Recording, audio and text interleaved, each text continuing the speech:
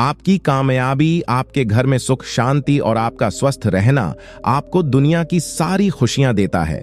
इस कहानी में पूरी दुनिया का ज्ञान, पूरी दुनिया की समस्याओं का समाधान है। इसीलिए आप इस कहानी को पूरी जरूर सुनना। बहुत पुराने समय की बात है। एक नगर में एक सेठ रहता था। वो सेठ बहुत ही धनवान था। उसने अपने जीवन में बहुत बड़े बड़े मुकाम हासिल किए थे। जिस भी नगर में व्यापार करने जाता वहीं पर उसको बहुत बड़ी कामयाबी मिलती। वह जीवन में कभी भी नहीं हारा। उसका व्यापार खूब जोरों शोरों से चल रहा था। उसने अपने पिताजी से 4 बातें सीखी थीं और उन्हीं बातों का अनुसरण वो कर रहा था। उन्हीं बातों की वजह से उसने अपने जीवन में बहुत ही सुखपूर्वक अपनी जिंदगी बिताई। लेकिन समय के साथ साथ अब सेठ बूढ़ा हो चुका था, तो उसने सोचा कि अब मेरी मृत्यु का समय नजदीक है और मेरी मृत्यु कभी भी हो सकती है और मेरा बेटा इतना ज्ञानी नहीं है। मेरा बेटा मेरे जैसे व्यापार नहीं चला पाएगा। इसीलिए एक दिन वह अपने बेटे को अपने पास बुलाता है और उससे कहता है कि बेटा, मैंने अपने पिताजी से 4 बातें सीखी थीं और उन 4 बातों का मैंने अपनी पूरी जिंदगी अनुसरण किया है और नतीजा तुम्हारे सामने है। उन्हीं 4 बातों की वजह से मैं इतना सुखी हूं और इतना धनवान हूं। आज तक मुझे कोई बीमारी नहीं हुई, किसी चीज की कोई कमी नहीं हुई। मैं इस नगर का सबसे धनवान सेठ हूं और यदि मैं चाहता तो मैं अपने आसपास के सभी धनवान सेठों में एक सेठ हो सकता था। लेकिन जो मेरे पास था मैं उसी में खुश हूं। लेकिन मैं चाहता हूं कि तुम इतने में न रहो, तुम बहुत आगे बढ़ो, बहुत आगे जाओ, क्योंकि हमारा समय कुछ और था और आज तुम्हारा समय कुछ और है। सेठ इस बात को अच्छे से जानता था कि उसका बेटा बहुत भोला है। उसे दुनियादारी की इतनी समझ नहीं है। इसीलिए उसने अपने बेटे को पास बिठाया और वह 4 बातें बताई जो उसके पिताजी ने उसे बताई थीं। सेठ ने अपने बेटे से कहा, मैं तुम्हें इस दुनिया की सबसे महत्वपूर्ण बातें बता रहा हूं और तुम इन 4 बातों का हमेशा अपनी जिंदगी में अनुसरण करते रहना। फिर देखना, तुम जीवन में कभी भी नहीं हारोगे, चाहे फिर तुम्हारे सामने कैसी भी परिस्थिति क्यों ना आ जाए। इन बातों का अनुसरण करने से न तो तुम्हारे घर परिवार में कोई दुख आएगा और न तुम्हारे जीवन में कोई दुख आएगा, न तुम्हें कोई परेशानी होगी और न कोई तुम्हारे से झगड़ा करेगा और ना ही तुम्हें व्यापार में हानि होगी। उसके बाद वो सेठ अपनी बेटे से कहता है कि सबसे पहली बात, जब भी अपने काम पर जाओ तो छांव में जाना और छांव में ही वापस आना। दूसरी बात, अपने घर के चारों तरफ चमड़े की बाढ़ करा देना। तीसरी बात, हमेशा मीठा करके खाना और चौथी बात, अपनी पत्नी को बांध कर पीटना। उसके बेटे ने उन 4 बातों को सुना और उन्हीं 4 बातों का अनुसरण करने लगा। जैसे जैसे उसने सुनी थी, सेठ को इस बात का पता था कि उसका बेटा इन 4 बातों का अनुसरण तो जरूर करेगा और इन 4 बातों का मतलब भी समझेगा। ऐसा ही कुछ समय गुजरा और सेठ की मृत्यु हो गई। सेठ की मृत्यु हो जाने के बाद उसके बेटे ने उन 4 बातों को एक कागज पर लिख लिया और उन 4 बातों पर ही चलना शुरू कर दिया। सबसे पहली बात जो उसके पिताजी ने उसे कही थी कि बेटा, छांव में जाना और छांव में वापस आना, तो उसने अपनी दुकान जहां थी वहां से लेकर अपने घर तक टेंट लगवा लिया, क्योंकि उसके पास पैसा बहुत था। जब लोगों ने उससे पूछा कि भाई, तुमने टेंट क्यों लगवाया है, तो उसने जवाब दिया कि मेरे पिताजी ने मुझसे कहा था कि कभी धूप में काम मत करना, इसीलिए मैंने टेंट लगवा लिया ताकि कभी धूप ना आए। दूसरी बात उसके पिताजी ने कही थी कि अपने घर के चारों तरफ चमड़े की बाढ़ करवाना, तो उसने अपने घर के चारों तरफ चमड़े की दीवार करवा दी। यह देखकर आसपास के लोग उसे बोलने लगे कि भाई, बदबू आ रही है, ये तुमने क्या कर दिया भला? अपने घर में कौन चमड़े की बाढ़ करवाता है? चमड़ा तो बहुत बदबू देता है, लेकिन उसके पास पैसा बहुत था, इसीलिए कोई भी व्यक्ति उसका विरोध नहीं कर सकता था और उसको तो अपने पिताजी की कही बातों पर चलना था। तीसरी बात थी कि मीठा करके खाना, तो वह अपनी बीवी से हर रोज खाने में मीठा बनवाता, कभी खीर, कभी हलवा, कभी मिठाइयां, और यही सब खाते रहता। और चौथी बात थी अपनी पत्नी को बांधकर पीटना, तो वो रोज अपनी पत्नी को बांधकर पीटता। ऐसे में धीरे धीरे सेठ के बेटे का जीवन बर्बादी की तरफ चला गया, क्योंकि वह 4 बातें जो उसके पिताजी ने उसे सिखाई थीं वैसे वो नहीं चल पा रहा था। उसने उन बातों का मतलब समझा ही नहीं जो उसके पिताजी उससे कहना चाह रहे थे। यदि उसकी मर्जी होती तो वो दुकान पर जाता, नहीं तो नहीं भी जाता, जिसके कारण उसका व्यापार धीरे धीरे ठप होना शुरू हो गया। वह दुकान को समय पर खोल ही नहीं पाता। जब चाहता तब खोलता, जब नहीं चाहता तब नहीं खोलता। ऐसे करते करते उसके सारे ग्राहक टूट गए और उसका व्यापार पूरी तरह ठप हो गया। उसके पिताजी ने जिस व्यापार को अच्छे तरीके से जमा करके रखा था वो पूरी तरह बर्बाद हो गया। दुकान बहुत धीरे धीरे चलने लग गई और उसके घर में चमड़े की बांट के कारण आसपास में बदबू फैल गई। इसीलिए जो उसके घर के आसपास पड़ोसी थे वह सब अपना घर बार छोड़कर कहीं और चले गए। चमड़े की बदबू के कारण उसके घर में कोई भी नहीं आता था, और कोई आता भी क्यों? क्योंकि चमड़े की बदबू बहुत बुरी आती थी, जिस कारण उसके घर में कोई भी मेहमान नहीं आते थे। वो हमेशा मीठा भोजन करके खाता, जिसके चक्कर में उसने अपना पूरा शरीर खराब कर लिया। उसके शरीर का वजन बहुत ज्यादा बढ़ गया, क्योंकि मीठा भोजन शरीर के लिए जहर होता है। उसके शरीर में बहुत सारी बीमारियों ने घर कर लिया। उसके घर में आए दिन वैद्य आने लगे। इस चक्कर में उसका पैसा भी बर्बाद होने लगा था। और चौथी बात के अनुसार वह अपनी पत्नी को बांधकर पीटता था, जिसकी वजह से एक बार उसकी पत्नी उसको छोड़कर अपने मायके चली गई। क्योंकि ऐसी कोई भी स्त्री नहीं है जो बिना बात के रोज अपने पति की मार को सहे। उसने अपनी पत्नी को बुलाने की बहुत कोशिश की, लेकिन वो वापस नहीं आना चाहती थी। क्योंकि जो व्यक्ति अपनी पत्नी को बांधकर पीटता है वो औरत उसके पास वापस क्यों आएगी? उसके बेटे का जीवन पूरी तरह बर्बाद हो गया। अब उसके पास कुछ भी नहीं बचा।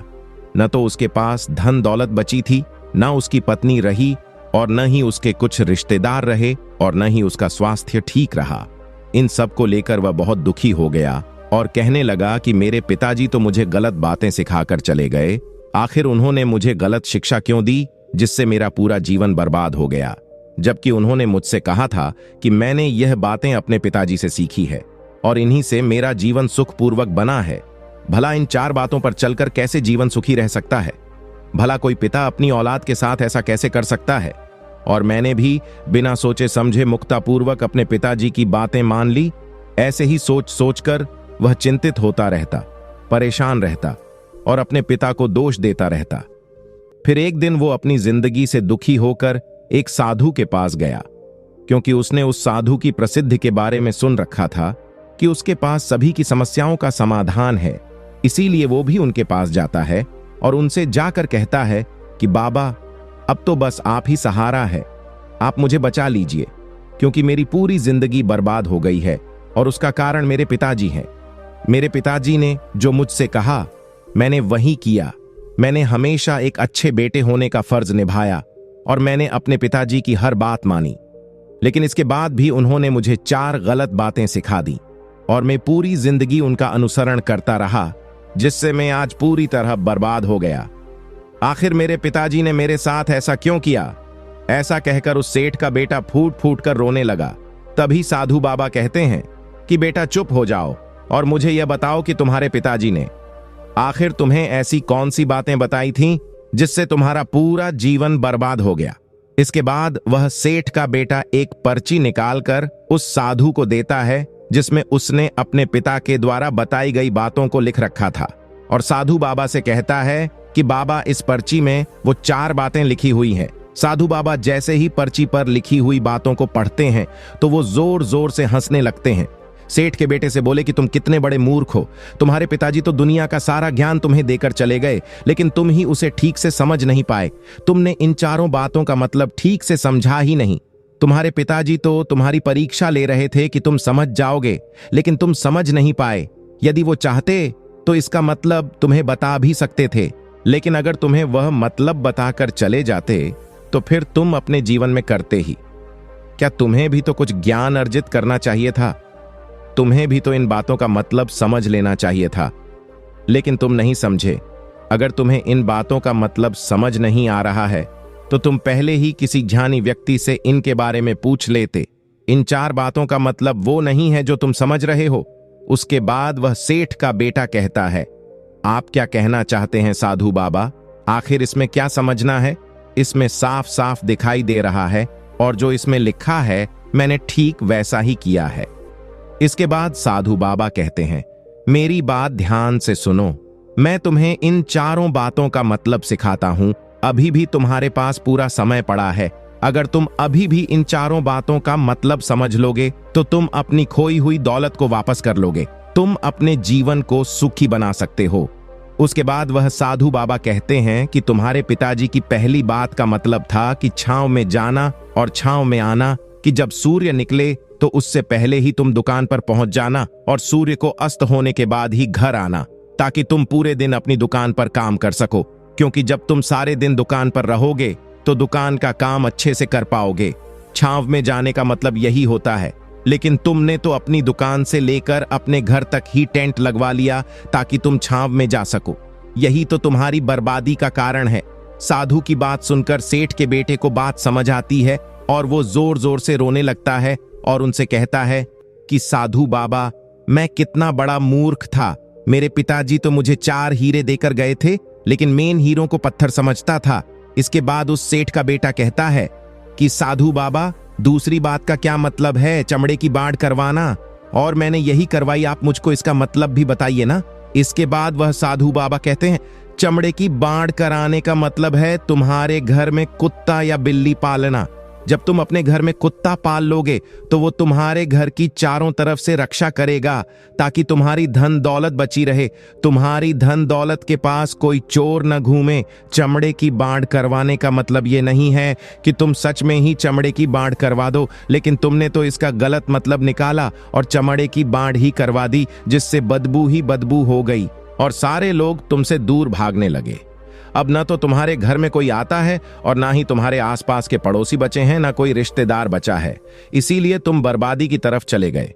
इसके बाद सेठ का बेटा कहता है, अब आप मुझे तीसरी बात का मतलब समझाएं। मीठा करके खाने का मतलब, और मैं तो रोज मिठाई खाता हूं, तो फिर मैं बीमारियों से कैसे घिर गया। उसके बाद वह साधु बाबा कहते हैं, मीठा करके खाने का मतलब है हमेशा भूख तेज लगने पर ही खाना। जब तुम तेज भूख लगने पर भोजन करोगे तो तुम खाने का सम्मान कर पाओगे, क्योंकि भूख कभी स्वादिष्ट भोजन नहीं मांगती है, जैसा मिलता है वैसा ही खा लेती है।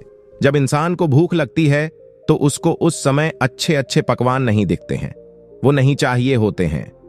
उस समय उसको अगर ठंडी रोटी भी मिलती है तो उसको भी वह प्रेम पूर्वक खा लेता है। वह रोटी भी आपको बहुत मीठी लगती है, और इसीलिए तुम्हारे पिताजी यह कहकर गए थे ताकि तुम हमेशा स्वस्थ रहो। और भूख लगने पर जब कोई इंसान भोजन करता है तो वह भोजन इंसान को कभी नुकसान नहीं पहुंचाता है, बल्कि फायदा पहुंचाता है। और तुम जो मीठा भोजन करके खा रहे थे वो तुम्हें तुम्हारी मौत की तरफ लेकर जा रहा था।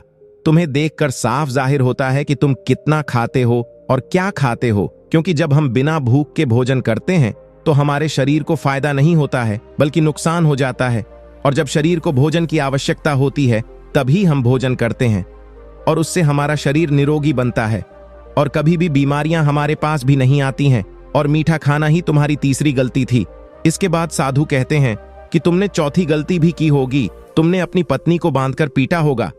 यह सुनकर उस सेठ का बेटा फूट फूट कर रोने लगा और साधु बाबा से कहने लगा, साधु बाबा, मेरा तो पूरा घर ही बर्बाद हो गया, अब आप ही बताइए मैं क्या करूं और इस बात का क्या मतलब था। उसके बाद साधु बाबा कहते हैं, अपनी पत्नी को बांधकर पीटने का मतलब है जब तुम्हारी पत्नी के साथ तुम्हारा झगड़ा हो जाए तो तुम अपनी पत्नी पर तब तक हाथ मत उठाना जब तक तुम्हारे कोई संतान न हो जाए, क्योंकि जब तक स्त्री की औलाद नहीं होती है तब तक स्त्री कहीं भी उड़ सकती है।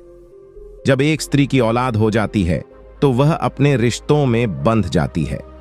उसके बाद यदि तुम उस पर हाथ भी उठा देते हो तो वह तुम्हें छोड़कर कभी नहीं जाती है, क्योंकि स्त्री अपने पति को छोड़ सकती है लेकिन अपनी औलाद को कभी नहीं छोड़ सकती।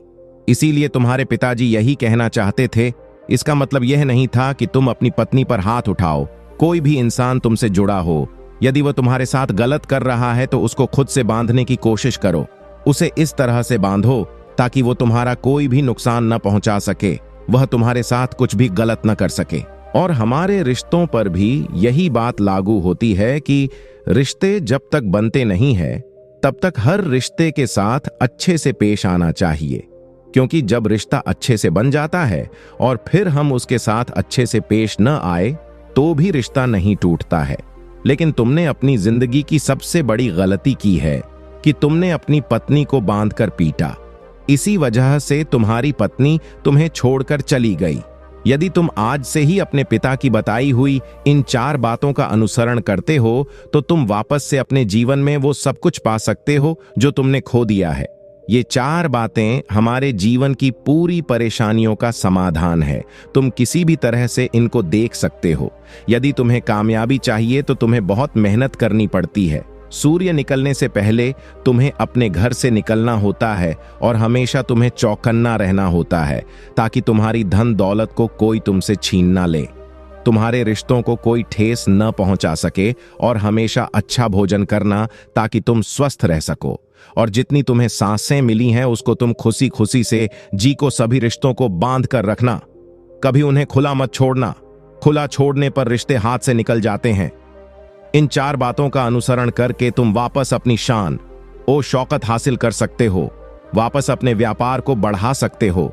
यह सुनकर वह सेठ का बेटा उन साधु को प्रणाम करके अपने घर की तरफ निकल जाता है और सबसे पहले अपने ससुराल जाता है और अपनी पत्नी से माफी मांगता है और उसे अपने साथ वापस लेकर आता है और उसे इन सब बातों का मतलब समझाता है। और फिर वो 4 बातों का अनुसरण करता है जिससे उसका व्यापार फिर से फलने फूलने लगता है और वो सुखी पूर्वक अपने जीवन को जीने लगता है।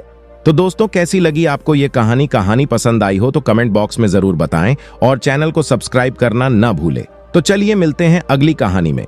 तब तक आप अपना ख्याल रखिए। धन्यवाद।